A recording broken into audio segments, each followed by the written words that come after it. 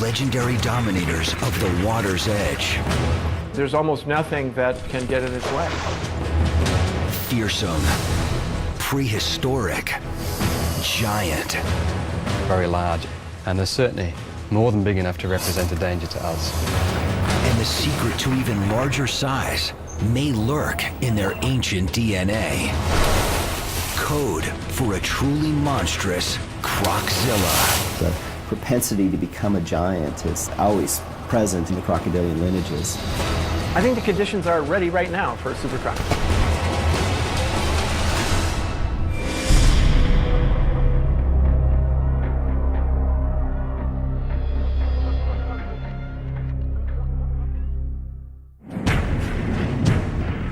$65 million years ago, a devastating extinction event wiped out most of the Earth's reptile giants. Today, one massive-bodied beast remains.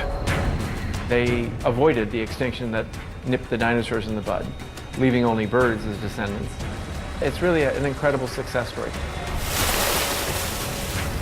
They're one of evolution's most incredible survivors, revered by some as gods, reviled by others as man-eaters. So never underestimate a crocodile in the water. If you get too close to it, then really, that's the end of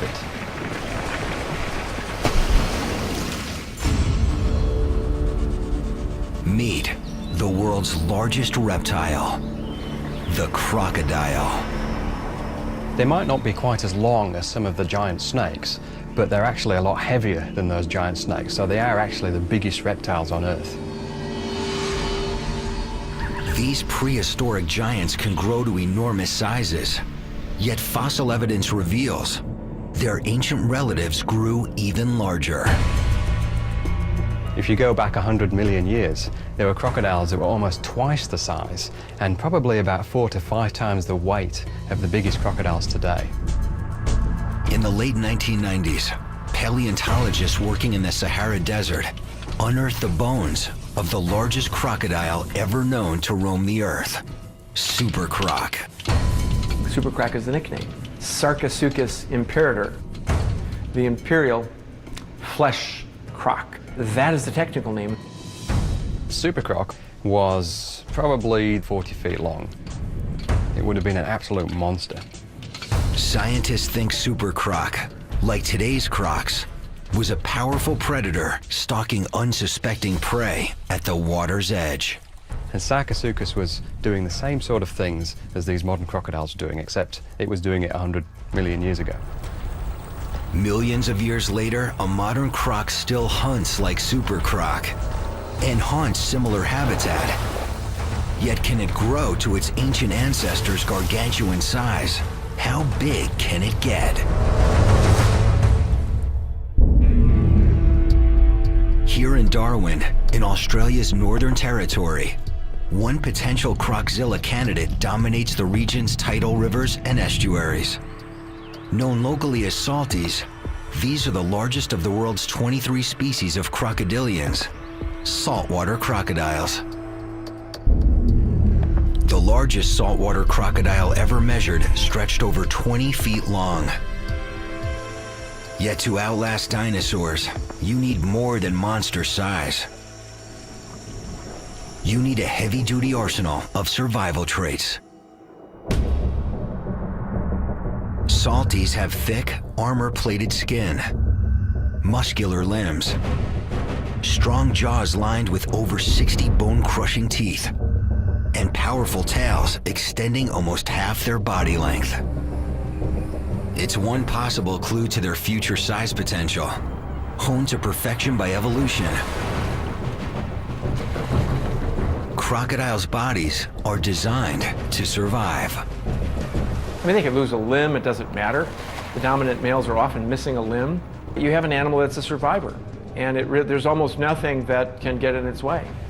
It's almost like a Ferrari now. It's had so much refinement done to the general body plan of a crocodile that what you've got now is you've got, like, you know, the best possible crocodile that you could possibly have. Most creatures are no match for this ancient survivor's awesome anatomy. Even humans. Salty is your A1 predator, something to watch out for. They eat humans every year. Very large, and they're certainly more than big enough to represent a danger to us. News accounts report lethal attacks. In rural Darwin in 2009, while swimming with her sister and 2 friends near a swamp called the Black Jungle, an 11-year-old girl vanishes. Police mount a ground search for the girl. Helicopters scan the bush from the air. The next day, they find her remains. Bite marks indicate her killer was a crocodile, measuring close to 11.5 feet. Trained crocodile catcher Robbie Risk was part of the search team. That was a really emotional event. And that took about a day to find any remains. When we did, it was something that, which you don't really want in your head. Groups of armed officers scour the area, setting traps throughout the floodplain, but they never find the culprit croc.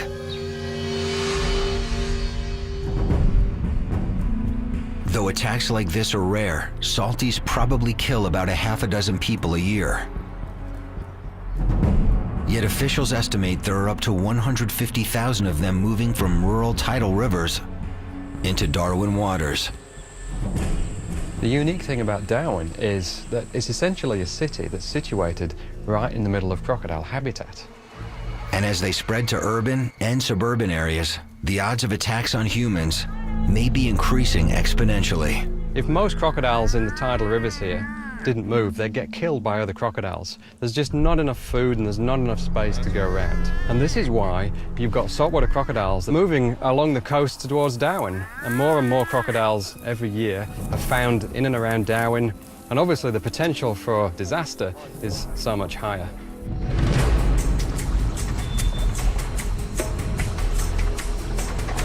Accidental run-ins with wild crocodiles are an ever-present danger here. But there's an even more dangerous phenomenon. Rogue crocs that attack people on purpose. Rogue crocodiles don't behave like normal crocodiles, and they represent a really very significant danger. Often rogue crocodiles are the kinds of animals which have successfully attacked someone. They realize how easy it is, and then they try and do the same thing again. And very much unlike other crocodiles, which tend to stay away from people, rogue crocodiles will try and seek people out. Rogue crocodile is a problem crocodile. It's just got attitude and does, wants to kill everything, really.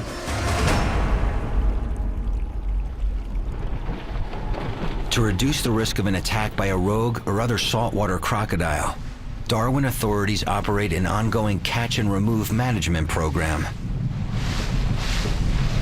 We've caught over 170 crocs this year, compared to last year, which was about 140. So we have actually caught a fair bit this year.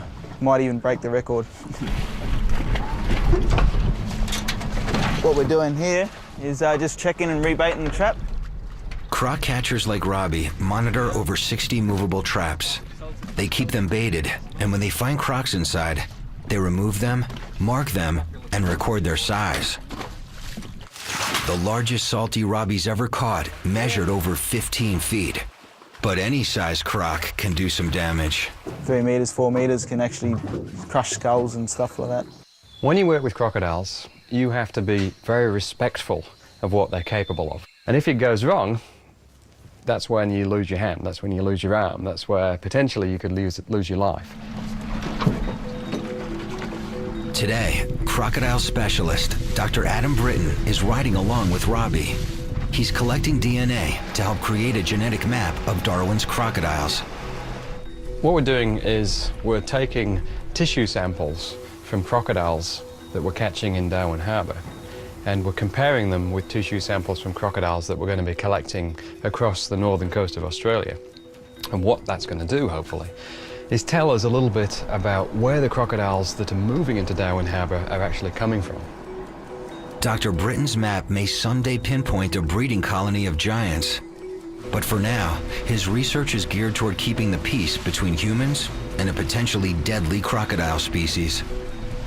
What we can learn about these crocodiles is why they're moving and what's motivating them to move.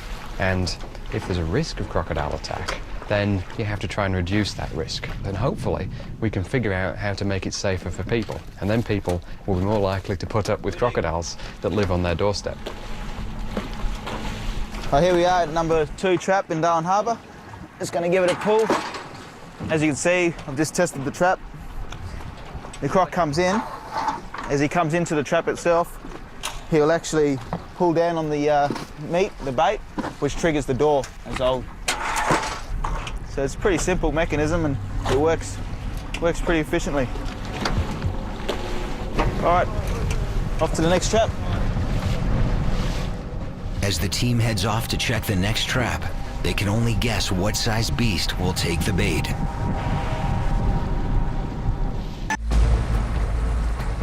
A crocodile can grow as long as it lives. It's another clue to their future size potential. When most creatures mature, they reach a maximum size and growth stops. But crocodile size has no limits. It's a phenomenon known as indeterminate growth.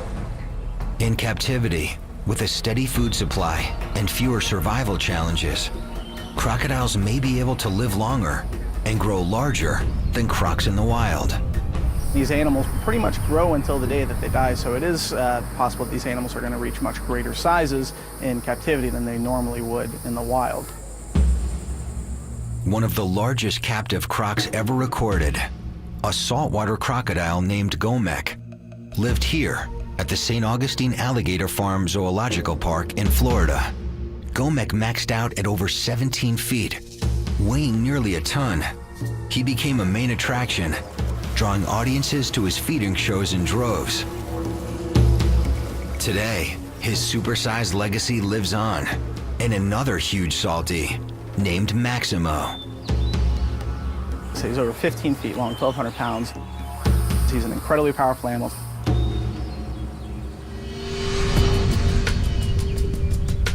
Working with carnivores as large as Maximo carries extreme risks. Zoo staff is always cautious. I said he looks at us as a potential food source, so you certainly need to watch out for that. He's surprisingly quick for an animal his size. You can see the power in this animal when he jumps up after a rat. It's just something you really don't want to get too close to. Here, a staff member feeds Maximo large rats from a safe height. Maximo's size may be what draws onlookers to his enclosure. Yet like other crocodilians, his most remarkable trait may be intelligence. Crocs are definitely the smartest of all the reptiles. And they have the most well-developed cerebral cortex of any reptile. And they're a lot smarter than people think they are. Crocodilians have a reptile-sized brain. I mean, it's literally the size of a walnut. And yet, they are incredibly smart animals for what they need to do. And some of what they do is pretty spectacular. In the wild, crocs seem to have an eye for detail. They can read their surroundings and respond by changing their behavior. You can go into an environment, be observed by crocodiles that you never see, and you will never see them again. They didn't see you. They didn't like the way your clothes were. They didn't like the way you moved. They didn't like your boat. They hadn't seen your boat on the river, and they noticed something was up. You will never find them again.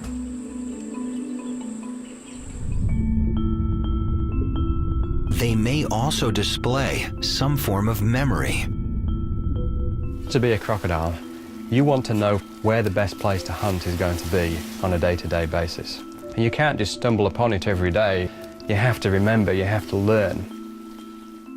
And here in captivity, some crocodilians, like this alligator named Bomber, seem to show thinking. You tap him on the snout, he'll open up, throw a nugget of food in there, and he'll slam shut on it. He gets a meal and somehow realizes that you want him to do that. The first time he'll do the trick just fine.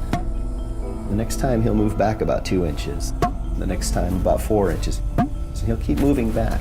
And what he's doing is, it seems to me that he's trying to lure you into the water to the point where you'll fall in, and God knows what he wants to do with you from there. This animal is thinking. I mean, this is a learned behavior.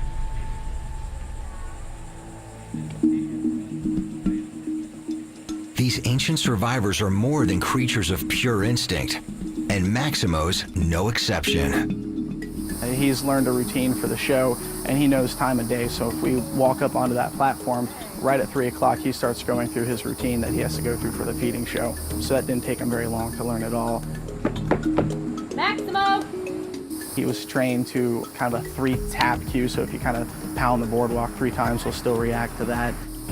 A lot more intelligent than most people would probably give him credit for. Smart, powerful, huge, and still growing. Most crocodiles seem to live as long as we do, but from the evidence that we've got, most crocs seem to live between about 60 and 100 years old. Maximo's just 40 years old. At well over 15 feet, 1,200 pounds, he can grow for decades. Only time will tell how much bigger he can get.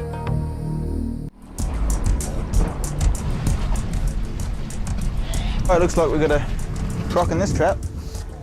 Yeah, be about 2.5 meters. Back in Darwin, the team finds a salty in one of the harbor traps. Robbie estimates it's about 8 feet long. First, what we're going to do is chuck a snout rope over the top jaw, and then we're going to disable his jaws with a zip tie, and then we'll bring him out of the top of the cage. They have to get it onto the boat, but first, they have to secure its jaws.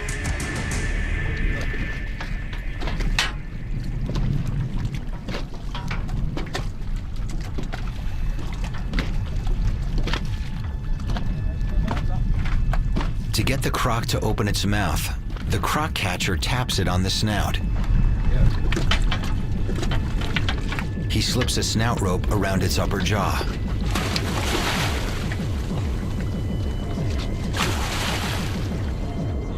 But the noose is caught on the croc's upper teeth. Just got to bring it back a bit more. You don't want it flipping off at the last minute. Nah.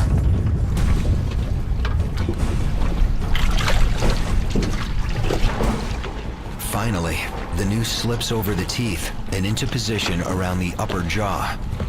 Now I'll jump on the trap and disable the jaws with a zip tie, so we don't get close enough to the croc ourselves. So there's no interactions between us and the animal itself, so no one's going to get hurt.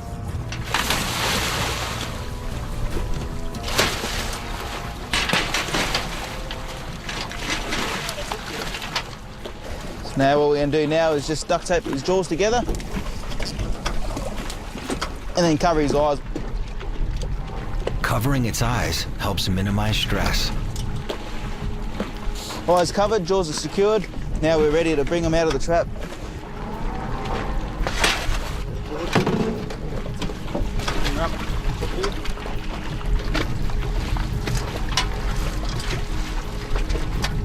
And just securing his back legs, where they get most of their power from.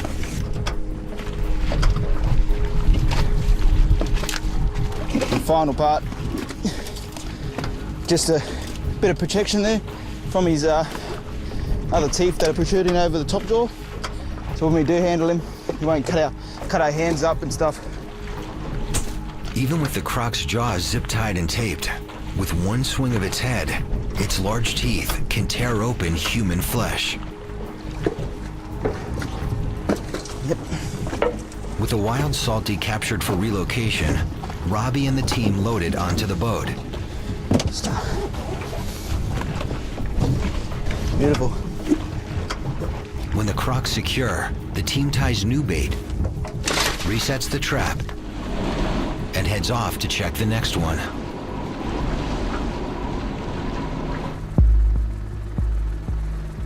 Here in Queensland, Australia, in the rivers and swamps surrounding Cooktown, some fear croc populations and attacks may be on the rise. In 2005, a crocodile measuring over 13 feet dragged a fisherman from his canoe and killed him. Park rangers located the croc and shot it. More recently, in 2008, on the banks of the Endeavor River, when a 62-year-old man left his campsite to check his crab pots and failed to return, his wife called authorities. Once on scene, they find crocodile slide marks down the riverbank. A full-scale search turns up one of the man's sandals and watch. Weeks later, authorities discover the man's remains inside a 14-foot crocodile. Experts say attacks like these are just freak accidents, but some locals worry. If crocs continue to spread to areas inhabited by humans, more fatal encounters may be inevitable.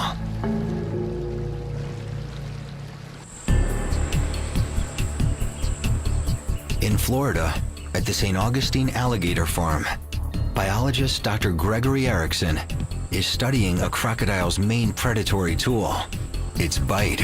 We're trying to understand what makes these animals tick. We're interested in how the musculature and the mechanics of the jaws allow them to generate their bite forces, and how the shapes and sizes of the teeth contribute to the pressures that these animals use to make a living. These are our bite force transducers. When it bites down on this, it's going to exert a force, and this is a 4-sensor device, like a good bathroom scale, and it's going to send out a signal to a charge amplifier that's going to record the bite force. He starts by prepping a specially designed bite force meter. The meter's leather pad so it doesn't hurt their teeth. And as soon as you touch one of their teeth, it triggers a snapping bite, is what we call it, and they'll slam down apparently with as much force as they can possibly generate, and we'll get a recording instantly of what the maximal bite force was. I'm not exactly sure what this Nile crocodile is going to do. They tend to be rather surly animals.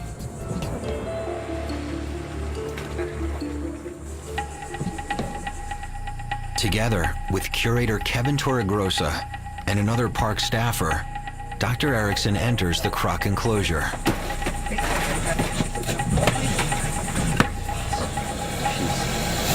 She's a mad motor scooter.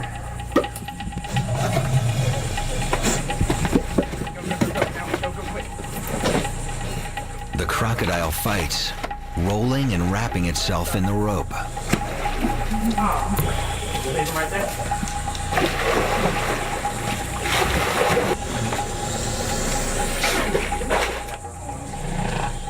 But finally, the team lifts the croc out of the water and onto an examination board. What we're gonna do is throw the board in. I'm gonna push the jaws down on the board. You're gonna put the mouth pull on to hold his jaws on the board, and we're gonna tape it up.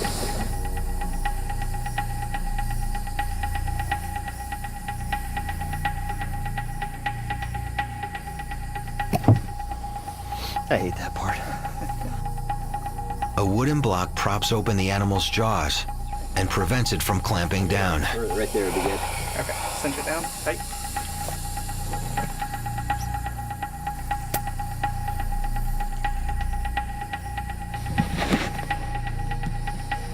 What I'm doing is I'm taking dental putty. It's essentially the same material your dentist uses to cast your teeth when you're going in for dental work.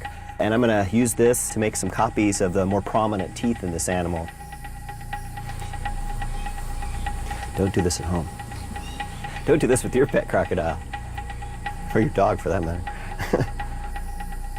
Before taking bite force readings, Dr. Erickson takes dental impressions. By making molds of the teeth, then we can make casts of them. And essentially we can walk away with a replica of the teeth. From that, we can do studies as to how much pressure they actually generated at the tips of their teeth. But we really don't understand how the teeth work, and so that's what we're trying to do in this research. Next, Dr. Erickson will measure this animal's bite force. But first, he has to remove the dental putty by reaching into the hitting zone. Hard.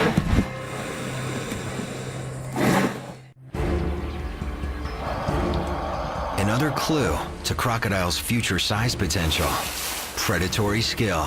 Crocodiles are classic ambush predators. In other words, they stalk silently and attack rapidly.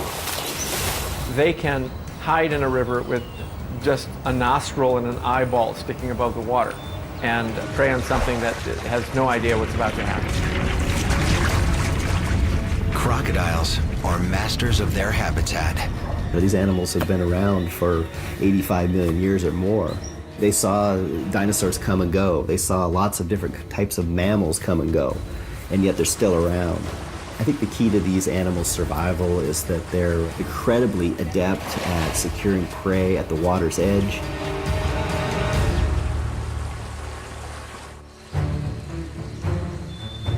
To hunt, they often just sit and wait.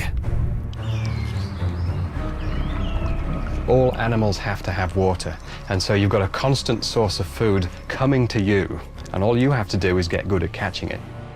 It doesn't really matter who the players are coming to the water's edge. The crocodile doesn't care as long as it's a meal.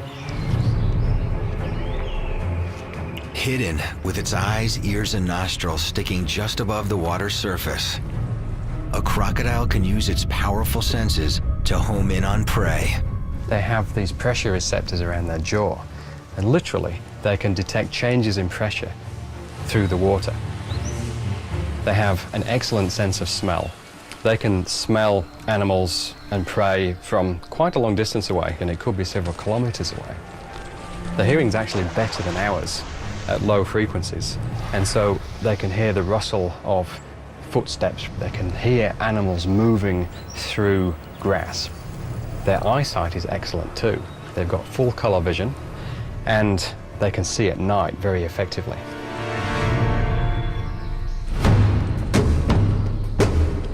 Once locked onto a target,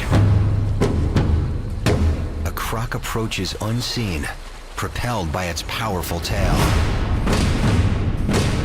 It's the driving force that allows them to be able to swim at great speeds, but more importantly, to slowly swim without creating a lot of turbulence.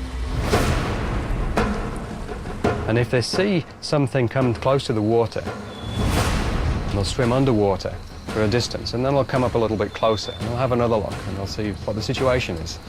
And they'll keep getting closer and closer. And all that prey item has to do is get sufficiently close to the crocodile, and as soon as that happens, bang, that's it, it's all over.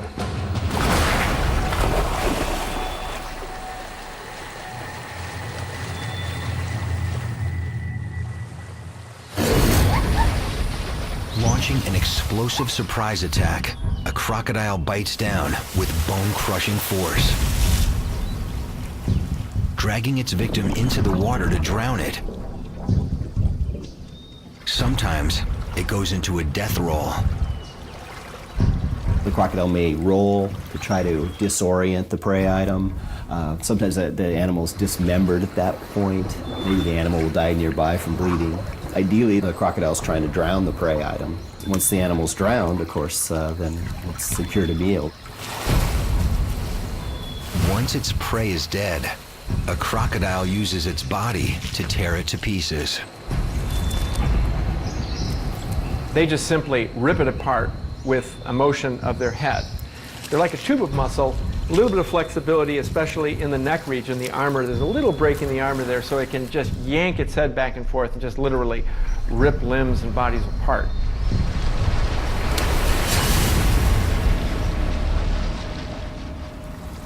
Gravity helps it swallow.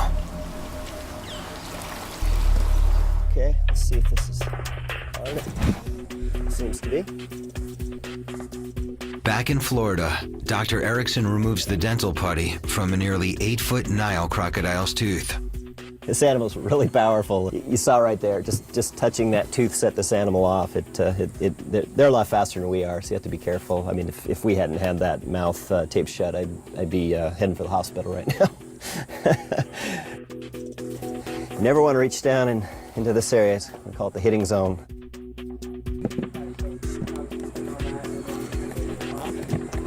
Got a really nice mold here of the malariform teeth as well. And so we'll take these back to the lab and we'll make some replicas of this crocodile's teeth. Okay, now tighten it up. With molds removed, Dr. Erickson prepares to measure the croc's bite force. Here we go. Oh, missed it. Just missed it. Okay, so what happened? Here's the The croc saw the bar coming. They try again, hoping for a more direct hit. Here as well. We'll just have to. It's like operation. All right. 375. Yeah, this animal's starting to tire a little bit, and so that's probably all we're gonna get. Roughly 400 pounds of force. With full energy, it's potentially capable of even greater forces. And as it grows, so will its bite. Got it.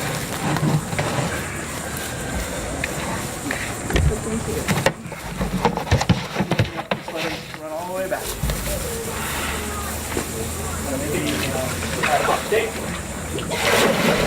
Good job. Back to his corner. As the team releases the croc, it races off. Dr. Erickson will take his molds, bite force readings, and measurements back to the lab for analysis. With the bigger crocodiles, such as the saltwater crocodiles, we're getting numbers approaching 4,000 pounds. Almost twice what we see in the spotted hyena, which is the bone-crushing champion among mammals. It's also twice as high as what you see in the Bengal tiger or an African lion. 4,000 pounds of force eclipses any animal on the planet. Dr. Erickson believes the huge force is necessary for its survival. Most crocodiles don't have particularly sharp teeth. They're blunt instruments, not well designed for puncturing things. But with the kind of forces these animals generate, they are able to produce pressures that are high enough to puncture through hide and sustain impacts with bones. And they pull it off, and they've been doing it for a long time, and they're pretty good at it.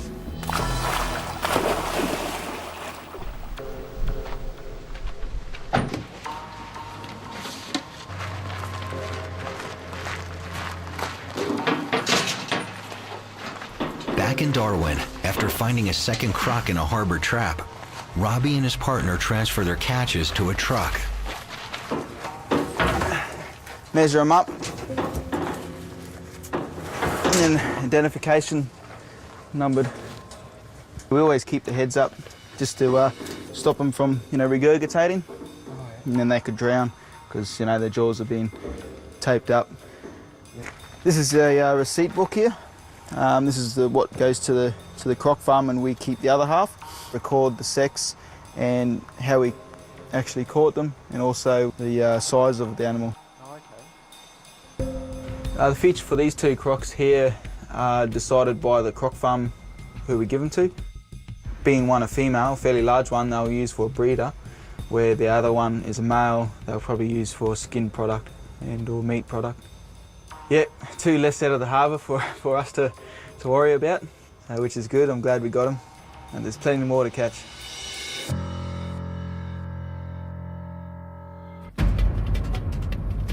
Another clue to crocodiles' future size potential? They're one of nature's most adaptable animals, capable of feeding on a wide range of prey, from small fish to beasts as big as kangaroos.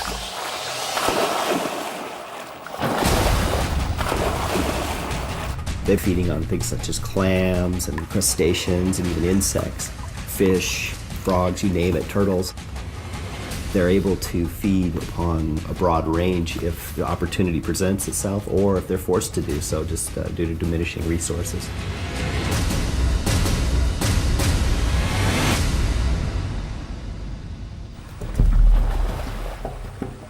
Crocodiles can also adjust their behavior to their environment, especially if they locate a good food opportunity. And when crocodiles see an opportunity, they'll come back the next day, and if the same opportunity is there, they'll come back the next day, and they will learn very quickly that this is the place to be if you want to have any chance of catching food. But they can do even better than that. They can learn timings. They can learn, for example, that if a migration is happening during September or during April of a certain species of fish or a certain species of mammal, and that's the best time to catch them, you can guarantee that a couple of weeks before it happens, the crocodiles will start migrating into that area. And if food isn't available, they can go months without eating. When they finally do eat, they use food efficiently, converting it into energy for growth. Crocodiles' extreme adaptability has helped them survive, while other species have gone extinct. Today, they remain the planet's last truly massive reptile. But recent fossil discoveries reveal a lineage of even larger crocodilians. In the 1990s, paleontologist Paul Sereno and a team of researchers stumble upon the find of a lifetime, the ultimate killerzilla, Sarcosuchus imperator, super croc. Back about 15 years ago, I set foot in the Sahara. It was an exciting and very difficult expedition to try and open a Pandora's box of dinosaurs. But what was really eye-opening was the crocodiles. And in fact, the very first bone I found belonged to super croc. Then we found the skull. To see a 6-foot skull, something that is longer than you are when you lay down next to it, and realize that that's a crocodile, it is amazing. I mean, we marveled at it when we were in the field.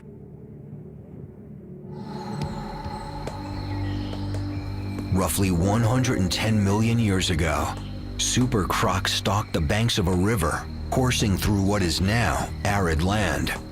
Super croc was an ultimate stealth predator, ambush predator. It had enormously powerful jaws and teeth that were like stubs, they were like hooks. They were definitely not designed for eating fish. They were designed for eating dinosaurs. They were designed for pulling dinosaurs down to the water, drowning them, ripping them apart. And the tail is like, I don't know, it's like the trunk of a sequoia. It's too big to wrap your arms around. It's absolutely monstrous. They probably had bite forces perhaps as high as 20,000 pounds or something like that, and God knows what kind of pressures they were generating.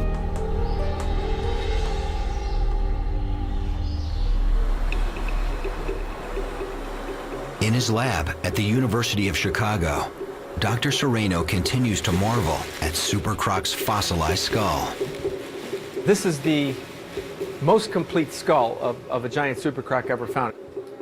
It's 6 feet long, weighs about 700 pounds. The back end of the skull is here. Here's the 2 eye sockets. They're sort of raised up. Here's the snout. Here's the big opening for the nose. The animal is basically a magazine of teeth. This is the root. The dark part is the crown. This is the part that sticks out. This is a replacement tooth. So most of the tooth is actually in the jaw. When you put this into the skull, you realize that the snout is like a machine gun of teeth. There's teeth going down to each side, filling the snout. And they're being replaced all the time as they break off and wear. Just from the teeth, you can tell quite a bit about what the animal was eating. And this is not a fish-eating tooth. So this is the skull of a very large living crocodile. It's about 2 feet long, and this would be a crocodile that might be 17, 18 feet long. You can see how it pales into insignificance compared to this monster super croc skull. But they're designed very similarly.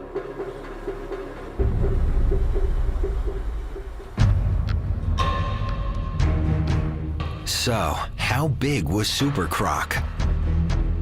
They're about twice the size of the largest saltwater crocodiles, and probably somewhere in the region of about 10 times as heavy.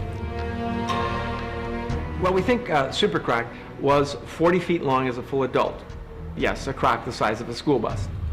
How much did it weigh? 8 tons is a good estimate. The largest crocodile to ever survive on Earth.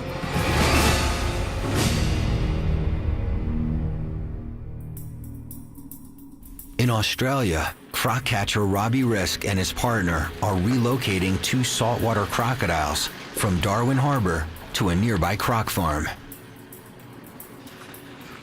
Ah, here they are in their new home. Here we go, yeah. So, 2 nice crocs. Yep. 2 very Nice ones, one female, one male. Oh, female, eh? Yeah, one feet Oh, there. they'll be very pleased with that. Yep. We'll just lift them up and put them straight in.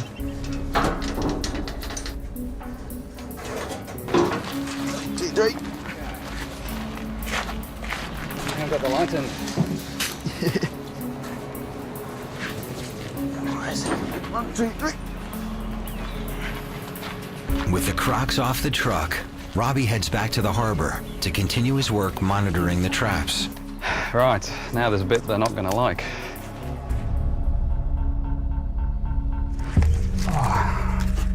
Okay, so what I'm going to do now is take a tissue sample from this crocodile. These Dr. tail Britton scoops hopes here. the tissue You see samples will Robbie's already yield genetic taken material for his DNA map of Darwin's croc population. And this is basically just cartilage, but it's got some genetic tissue in it. So what I'm going to do is use one of these biopsy punches and just take a bit of that tissue and store it in one of these vials. And then we're going to do some analysis on it to find out if we can determine where this crocodile came from. This is actually the first time I've used this technique. Okay, that works a bit better.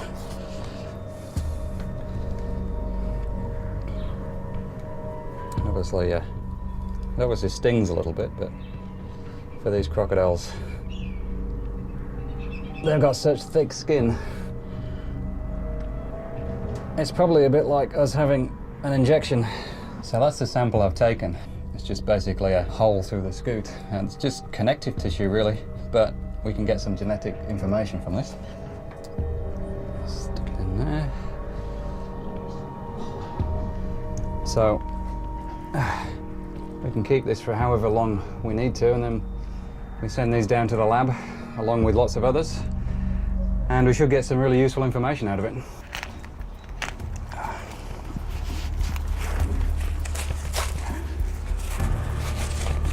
Cats, in you go. In the water. So this is just a holding pen. I'll just stay here for the next few hours while the guys at the crocodile farm decide where they're going to put them. Okay, let's do the other one. Armed with his DNA data, his research may one day uncover where Darwin's saltwater crocs are breeding, Should preserve them. why they're moving, and how expanding into new habitat may help them grow to even larger sizes. With bodies built to survive, predatory expertise, indeterminate growth, and extreme adaptability, can today's saltwater crocodiles become tomorrow's super crocs? I think the conditions are ready right now for a super croc. In warm climates, the very largest river systems, I think, could support a huge crocodile. Temperature, certainly a factor for growth. These animals do have a fairly slow metabolism, but if the weather's warmer, they're going to be eating a lot more. It certainly could help them grow a lot larger. Warming temperatures and large prey may drive crocodiles to even greater sizes. If large prey evolved near the water's edge, I think it's quite plausible, possibly even likely, that giant crocodiles would evolve again. But experts say there's one primary key to reaching the size of super croc: prolonged adolescence. And what we found is that these animals took about, 35 to 40 years before they started slowing down their growth. Large crocodiles today, somewhere between 12 and 15 years, they'll start slowing down their growth. These giants was, maturing later and living a lot longer. How did super croc get so big, 40 feet in length? Did it grow faster, or did it grow over a longer period of time? They just took longer to grow. These giant crocodiles were growing at comparable rates to big crocodiles today. So they didn't necessarily grow faster, they just prolonged sort of their teenage years.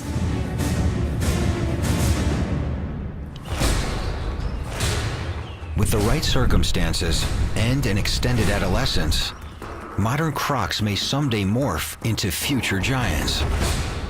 Body size is one of the easiest things for evolution to change. Just a handful of genes, a couple of glands going on and off at different times, and you can enlarge yourself beyond what you once were.